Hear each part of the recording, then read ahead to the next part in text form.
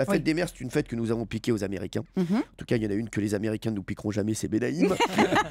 Elle est officielle donc depuis 1950 chez nous, mais à quelle occasion on a décidé de leur piquer l'idée de fête des mers? J'ai une idée. Jean-Marie. C'est à une commémoration, par exemple, du débarquement. Les Américains, ils sont venus là, et c'était le moment de la fête des mers, et nous, on a trouvé ça sympa, et on a adopté le truc.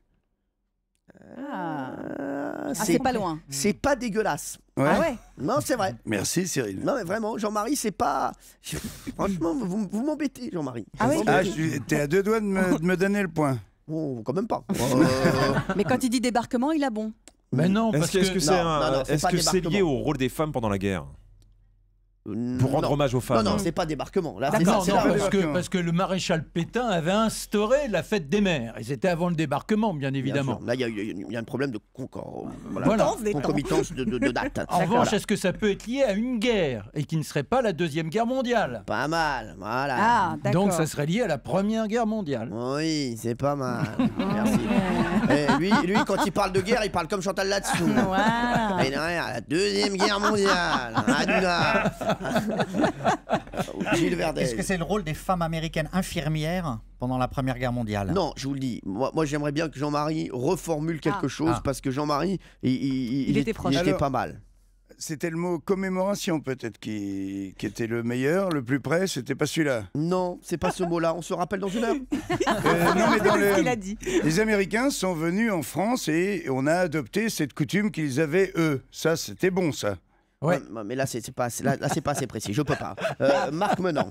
Ben non, mais je crois savoir. Alors, vas-y. C'est-à-dire que les soldats américains sont arrivés un peu plus tard, puisque la guerre au départ était sans eux, et les courriers d'encouragement des mamans sont arrivés, et les fils se sont manifestés pour fêter leur maman. C'est-à-dire que c'était déjà instauré aux États-Unis, et on s'est aperçu que les soldats américains J'ai rien souhaitaient la compris, fête là. de leur maman. C'est très net.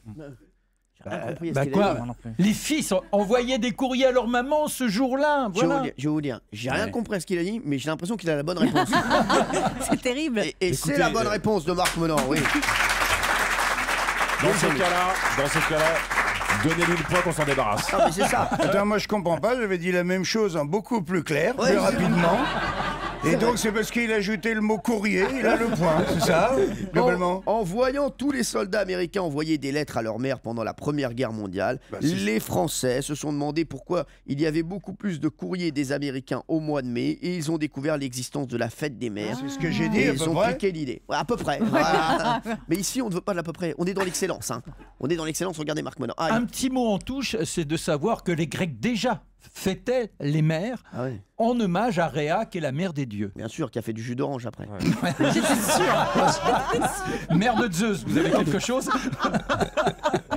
J'adore. Elle est toujours avec Tropicana, ça va. C'était la mère d'Andros. Merci et bravo Marc Menant qui marque le premier point du jour.